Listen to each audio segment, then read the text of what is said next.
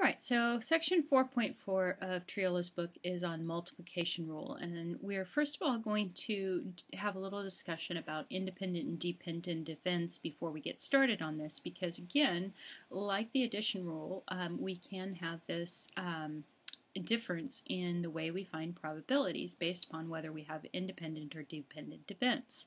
So events are said to be independent if the occurrence of one does not rely upon the occurrence of the other.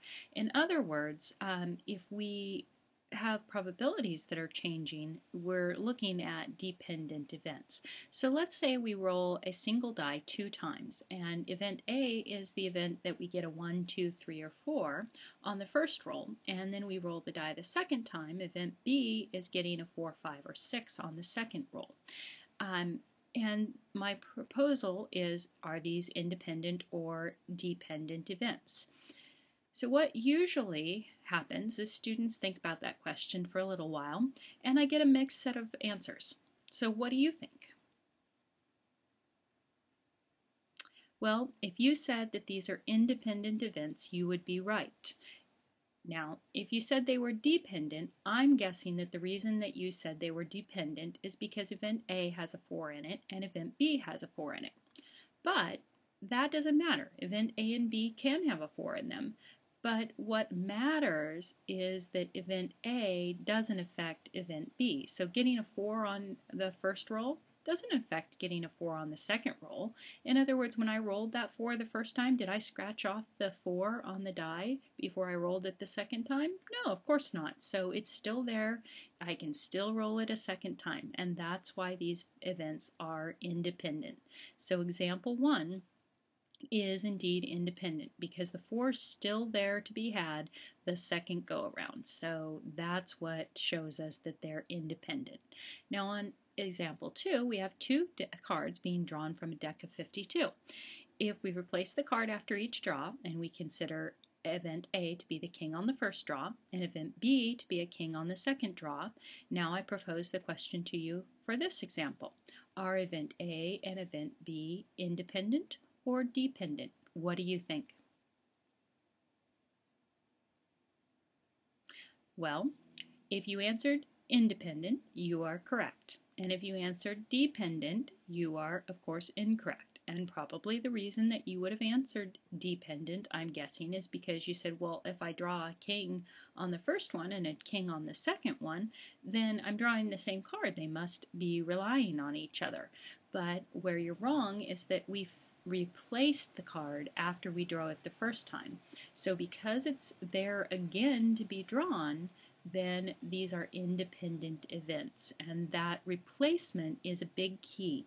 We have something called sampling with replacement and sampling without replacement, and I think that we talked about this in chapter 1 as well, because we have the idea of when we do a simple random sample, right, it's everything has an equally likely chance of being chosen, and every single subset of the population has an equally likely chance of being chosen. And the only way to get that to happen is that we sample with replacement. So that sampling with the replacement is key to us even in statistics. Now this third example, 2 cards are to be drawn from a deck of 52.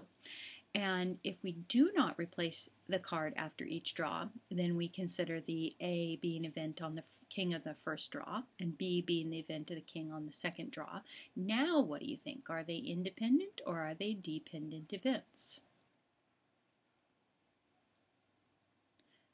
On this one, if you answered independent, you are incorrect. And if you said that they are dependent, you are indeed correct. These are dependent events because when I took that king out the first time and I didn't put it back in, that changed the probability of getting a king on the second draw, or it changed the ability for me to get a king on the second draw. That's the dependence there. So this example 3 is dependent. Now, that is an idea called sampling without replacement. So this is sampling without replacement, and the example 2 is sampling with replacement. So this is without replacement. and this one is with replacement. And those are very, very key because those are ways that we can say we have independent events versus we have dependent events. And now we can look at the probability of A and B occurring. And remember, the probability of A and B occurring is much simpler to write with an intersection this way, probability of A and B. Now the probability of A and B occurring, if we have independent events, would just look like the probability of A times the probability of B. But that's only if they're independent.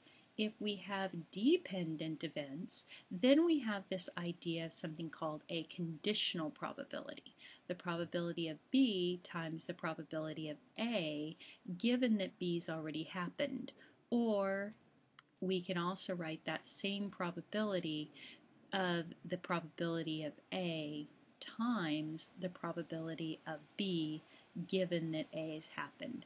So you see how the probability goes is that whatever you multiply by first, right, this out here, that's the condition in the second one. Whatever you multiply out here is the same as the condition over here. So this thing, this probability of A given B, that's called a conditional probability. Now we'll discuss that a little bit in more detail coming up pretty soon here, because there are ways of looking at conditional probability in order to get those probabilities that don't necessarily just come from kind of a logic critical thinking point of view. So our first example that we looked at, the probability of, or the rolling a 1, 2, 3, or 4 on a first roll, and rolling a 4, 5, or 6 on a second roll, if we want to look at the probability of this happening and that happening on the second roll, what we're looking at is A being equal to the 1, 2, 3, 4, and B being equal to the 4, 5, and 6. And so if I'm looking at finding the probability of A and B occurring, then what I'm looking at is the probability of A intersect B. So because these are independent, that means that I only need to find the probability of A happening and then multiplying it by the probability of B happening. So the probability that A happens, well, out of the 6 possible choices, right, there are 4 choices here.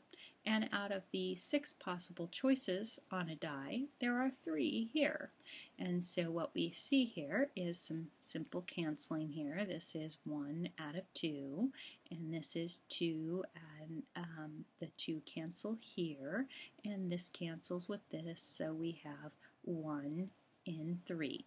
So the probability that you get a 1, 2, 3, 4 and a 4, 5, and 6 is 1 in 3. Now we could have gone about finding that probability in a lot of different ways, and we could have done it with those 36 different outcomes, and the ones that we would have found that satisfy this, right, is getting a 1 with a 4, and a 1 with a 5, and a 1 with a 6, and a 1 or 2 with a 4, and a 2 with a 5, and a 2 with a 6, and then there was also the 3 with the 4, and the 3 with the 5, and the 3 with the 6. Oops. And then there was a possibility of a 4 with a 4, and a 4 with a 5, and a 4 with a 6. And you see that there are 1, 2, 3 by 1, 2, 3, 4. So there were 12 out of all those 36 possibilities, in other words, the same 1/3 probability. So you see we've just come across yet a different way of finding probabilities. Here was based upon all the simple events that could occur, and here we based it upon this multiplication rule. And as I told you at the beginning, that this is kind of what this chapter is about. It's about building different ways to find probabilities rather than just thinking about the whole sample space, because sometimes our sample space is too big. Think in terms of statistics in our population. Our population is unmanageable, but if we get a sample to talk about that population, we're much better off. We're going to have an easier time of it. So that's really what we're looking at. Now this next problem says, what is the probability of drawing a king from a deck of cards on the first draw, and then a king on the second draw if the first king is not replaced? So we're talking about sampling without replacement this time. So this is event A, we'll call it, is the king on the first draw. And then the B is the king on the second draw. And this time, these two events are dependent because we are not going to replace that king. So that first king is not replaced, and that's really important because now the probability of A, the first king being drawn, and B, the second king being drawn, is going to be the probability of drawing that first king times the probability that we draw that second king, given that the first one's already been drawn. Now we're going to find this probability based upon a little bit of common sense here. So we had classic probability, right, that told us that the probability of drawing a first king is 4 in 52. And then when we go to do the probability of B given A, what we're going to say is, okay, well, if we've already taken out a king from the deck, then there are only 51 cards left, right? So we only have 51 simple events to draw from, and then we only have 3 kings left to draw from as well. And so that's what we're going to look at. Now here, of course, we know that this reduces to 1/13, and then we can go ahead and find our probability as 3 in, and then 13 times 51. I don't know what that is off the top of my head, so I'll do this 13 times 51 here, and that gives me 663, like that. And then of course that's not a common fraction, right? So I would want to go ahead and I'd want to simplify that. So that would be one of the ways that I would look at that. And then of course I would want to give this as a decimal, so we would have 3 divided by 663, and that would equal 0.00452. So remember, I would write the 0.00, and then I need 3 decimals here for 52, because that's my 3 significant digits. In scientific notation, remember, this would look like 452 times and then 10 to the -3rd, and that's where you see your 3 digits that the books are asking for. So that would be my probability. All right, now the next one we have is, what is the probability that when drawing a marble from an urn with 3 red marbles and 5 black marbles, that we get a red marble on the first draw and a black marble on the second draw? So if we take a look at this, we can draw a nice little picture. So let me draw my nice little urn, and my urn is just going to be a vase-shaped thing. And I have in here 5 black marbles, so I'll put 5 black marbles. And then I have 3 red marbles. I don't have red, I have kind of pink, so I'll put those in, 3 there. And what I have going on is finding the probability of drawing a first marble is replaced and the second is not replaced. So we're doing, or this before the second is replaced. So we're doing probability of replacement. So I'm going to call A equal to drawing a red marble, and B being equal to drawing a black. And let's see, A is red on the first, and B is being a black on the second. And so those are my probabilities. Now why don't you go ahead and figure that out, and then in the next video you can see if you're correct. And then while you're at it, do it without replacement as well.